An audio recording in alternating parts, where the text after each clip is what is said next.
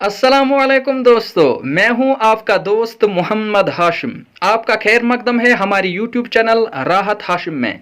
उम्मीद है कि आप सब अच्छे से होंगे। अल्लाह से दुआ है कि आप जहां भी रहें सलामत रहें। तो चलिए आज का लेक्चर शुरू करते हैं।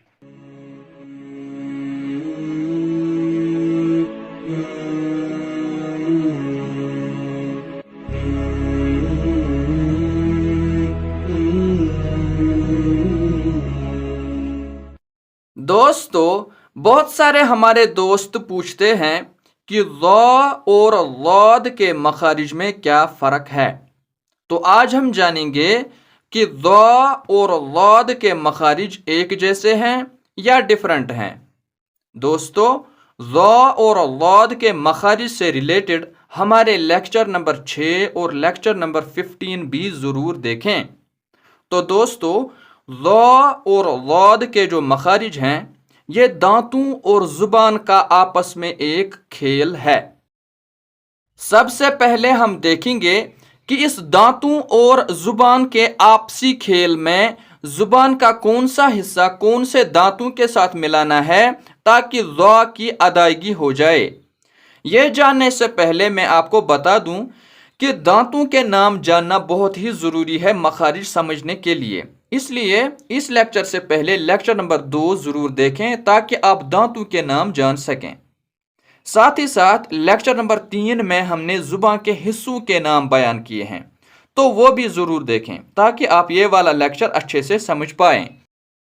दोस्तों, ज़ा का जो मखरज है इसमें हम देखेंगे कि ज़ुबान का कौन सा हिस्सा कौन से दांतों के किस हिस्से से मिलाना है ताकि ज़ा की आवाज़ निकले।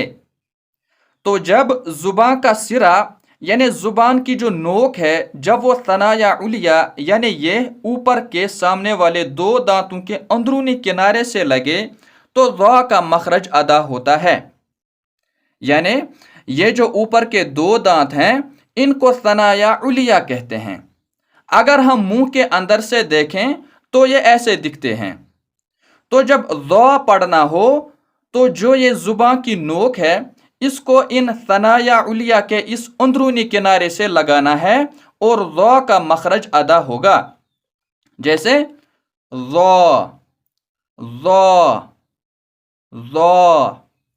और साथ ही यह भी याद रखना है कि ज़ा हुरूफ मुस्तअलिया में से एक हुरूफ है, इसलिए इसका मखरज अदा करते वक्त मुंह का दायरा बन जाता है ऐसे ज़ा। लेकिन दायरा बिल्कुल गोल होंठ नहीं बनने चाहिए पेश के जैसे। तो दोस्तों, ये हमने सीखा कि ज़ा का मखरज कैसे अदा होता है। अब हम आते हैं ज़ाद के मखरज पर।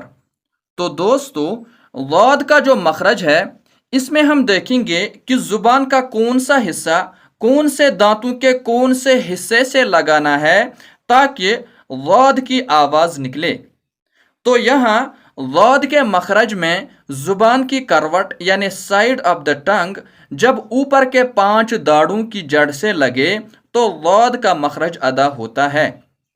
जैसे ज़ाद, ज़, ज़ी, ज़ू। अब अगर कोई मुंह के दाएं साइड यानी राइट साइड से ज़ाद की आवाज़ निकालना चाहें तो वो ज़ुबान की दाएं करवट यानी right side of the tongue को दाएं जानिब यानी राइट साइड के ऊपर के 5 दाढ़ों की जड़ से लगाए और ज़ाद का मखरज अदा होगा। जैसे ज़ाद। दोस्तों, यहाँ भी ज़ा की तरह याद रखना है कि ज़ाद भी हुरूफ मुस्तअलिया में से एक हुरूफ है, इसलिए इसका मखरज अदा करते वक्त भी मुंह का दायरा बन जाता है। लेकिन दायरा बिल्कुल गोल होंठ नहीं बनने चाहिए पेश के जैसे। यानी एक तो हमें ज़ा और ज़ाद को मखरज के साथ पढ़ना है और साथ ही साथ ये दोनों पुर भी पढ़ने हैं।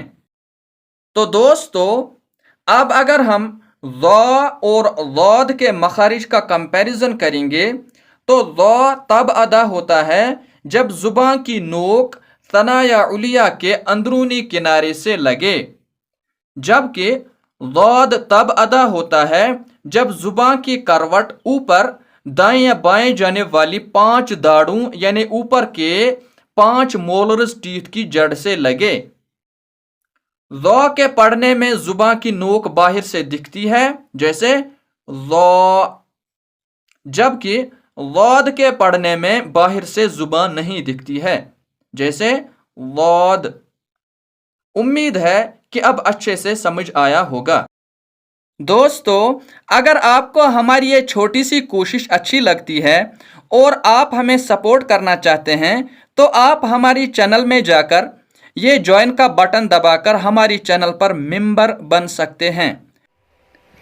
दोस्तों, अगर आपको ये वीडियो अच्छी लगी हो तो वीडियो को लाइक ज़रूर करें, साथ ही वीडियो को शेयर और चैनल को सब्सक्राइब करना न भूलें ताकि जो हमारे आने वाले वीडियो लेक्चर्स हैं उनकी नोटिफिकेशन आपको सबसे पहले मिले।